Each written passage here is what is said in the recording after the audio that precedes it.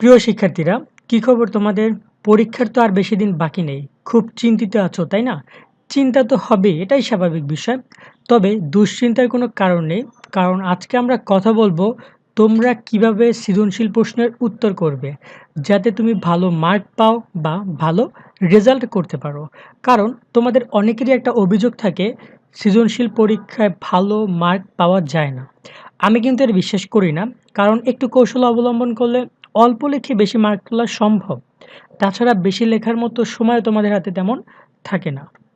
যারা মূলত বিভিন্ন বোর্ড পরীক্ষায় বসতে যাচ্ছ, অর্থাৎ জিএসসি পরীক্ষা, এসএসসি পরীক্ষা ও এইচএসসি পরীক্ষা, এই পরীক্ষার্থীরা মূলত এই কৌশলগুলো অবলম্বন করে বোর্ড পরীক্ষাগুলোতে ভালো একটা রেজাল্ট করতে পারবে। সাথে নিজ কলেজ পর্যায়ে বা স্কুল পর্যায়ে বেশ ভালো একটা রেসপন্সও পাবে। বিস্তারিত বলার আগে একটু সৃজনশীল পরীক্ষার প্রশ্নের মানবন্টন আমরা একটু দেখে নিই।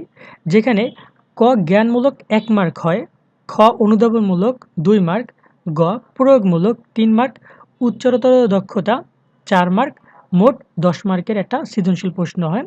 এখানে বিষয়ভিত্তিক, যেমন সায়েন্সের ক্ষেত্রে ক ১ মার্ক বা ২ মার্ক, এবং এখানে খ এবং গর মধ্যে ৪ মার্ক ৪ মার্ক করে থাকে। এবার আসি তোমাদের উত্তরগুলো তোমরা কিভাবে লিখবা। ক জ্ঞানমূলক, এখানে প্রথমেই ক নং প্রশ্নের উত্তরে আসি। এখানে তেমন কিছু বলার নেই।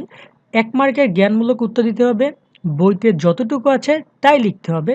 সেক্ষেত্রে বানানের দিকে অবশ্যই খেয়াল রাখতে হবে, কারণ অনেক শিক্ষার্থী এখানে বানানে ভুল করে।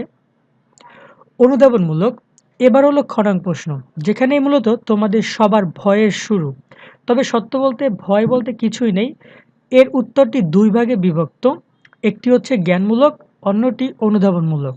প্রথমে ১ লাইনে জ্ঞানমূলকের উত্তর দিতে হবে, তারপরে সর্বোচ্চ ৩-৪ লাইনে অনুধাবন অর্থাৎ ব্যাখ্যা দিতে হবে।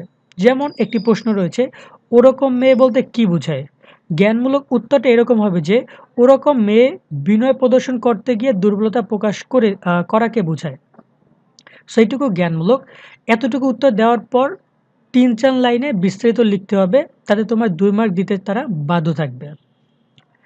এরপর আসি প্রয়োগমূলক নিয়ে কথা বলতে, যেখানে ১+১+১ মোট ৩ মার্ক। এই হলো গ নম্বরের মানবন্টন। বিষয়টা হয়তো অনেকেই বুঝো নাই, একটু বুঝিয়ে বলছি। এক্ষেত্রে উত্তরটি ৩ ভাগে বিভক্ত। একটা হচ্ছে জ্ঞানমূলক, একটা হচ্ছে অনুধাবনমূলক, একটা হচ্ছে প্রয়োগমূলক। এক্ষেত্রে বেশিরভাগ প্রশ্নের ধরন উদ্দীপকের সাথে গল্পের চরিত্রের সাথে মিল পাওয়া যায়। প্রথমে তোমাকে লিখতে হবে চরিত্রের সাথে মিল পাওয়া যায় তার নাম সম্পর্কিত ১ লাইনে ১ মার্কের মধ্যে। তারপর ২ লাইনের ভিতরে যে বিষয় নিয়ে একটু বিস্তারিত লিখতে হবে। এর পরবর্তীতে ৭-৮ লাইনের ভিতরে বিস্তারিতভাবে লিখতে হবে। আর লাগবে না, এইটুকু যথেষ্ট। তবে এখানে ৭-৮ লাইনের চেয়ে তুমি চাইলেও কমও লিখতে পারো। উচ্চতর দক্ষতার ক্ষেত্রে সর্বশেষ গ নং প্রশ্নের উত্তর, যেখানে গ নংকে ৪টি ভাগে বিভক্ত: জ্ঞান, অনুধাবন, প্রয়োগ ও উচ্চতর দক্ষতা। গ নংয়ের ক্ষেত্রে গ নংয়ের মতোই একই রকম হয়ে থাকে। সেক্ষেত্রে তোমাদের উদ্দীপকের প্রবন্ধের মূল কথাটি এক কথায় লিখতে হবে। এরপর প্রবন্ধটি কিসের উপর ভিত্তি করে লেখা, ছোট্ট করে ব্যাখ্যামূলক ২-৩ লাইনে লিখতে হবে। পরবর্তীতে উদ্দীপক বা প্রবন্ধের বিস্তারিত ৭-৮ লাইনের ভিতরে লিখতে হবে। শেষের দিকে এসে উপসংহার হিসেবে ৩-৪ লাইনের উপসংহার লিখতে হবে। এতে করে তোমার প্রশ্ন কমপ্লিট হবে এবং ইনশাল্লাহ এর ভিতরে তুমি ১০-এর ভিতরে ৯ বা ৮ পেয়ে যাবে। এক্ষেত্রে একটা কথা বলি, ঘ নম্বরের ক্ষেত্রে, উচ্চতর দক্ষতার ক্ষেত্রে তুমি যখন ক নম্বর লিখবা, খ নম্বর লিখবা, অর্থাৎ জ্ঞানমূলক, উচ্চতা দক্ষতা, সাপোজ অনুধাবন, এই যে প্রত্যেকটা একটা করে একটু ফাঁকা দিবা, এতে লেখাটা আরও সুন্দর দেখায়। তোমাদের অনেকের ধারণা, ভিতরে যদি অনেক কিছু না লিখি স্যার আমাদের মার্ক দিবে না। কিন্তু বাস্তবতা হচ্ছে স্যার ভিতরে অনেক সময় পড়েই না। তারা প্রথম ১-২-৩ লাইন পড়েই তোমার উত্তর বুঝে যায়। বাস্তবতা হচ্ছে একজন শিক্ষক এত সময় পায় না একটা বিষয়গুলো দেখার জন্য।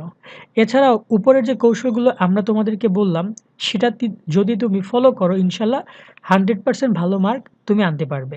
কেন বলছি একটু বুঝিয়ে বলি। যখন তুমি উচ্চতর দক্ষতা লিখবা, তখন যখন তুমি এক লাইনের ভিতরে প্রথমে তো উত্তরটা লিখে দিবা, তখন শিক্ষক ওইটুকু দেখেই বুঝে যাবে যে তুমি এখানে উত্তরটা ভুল লিখছো নাকি সঠিক। সো তুমি যদি সঠিক লেখো, তোমাকে ওই যে ঘ নম্বরটা সে বুঝে গেল যে তুমি সঠিক লিখেছো, তোমাকে মার্কটা দিয়ে দিবে। ঘ নম্বরের ক্ষেত্রে একই বিষয়, যখন তুমি প্রথম দিকে তোমার উত্তরটা মানে ঘ নম্বরে তুমি কী নিয়ে আলোচনা করবা ঘ নম্বরে, সেটা যদি লিখে রাখো, স্যার ওইটুকু দেখেই বুঝে যাবে যে না এখানে তুমি সঠিক লিখেছো। সো এভাবে তুমি কোটেশন করতে পারো। আরেকটা বিষয় তোমাদের খুব ভুল করো, সেটা হচ্ছে প্রথম দিকে একটা দুইটা প্রশ্নের মান খুব ভালো করতে গিয়ে শেষের দিকে হাতের লেখা বা প্রশ্নের মান এতটাই খারাপ করে ফেলো যে যা বলার বাইরে। কিন্তু এটা মোটেও করা যাবে না, এতে তোমার অনেক মার্ক কমিয়ে দেবে তারা।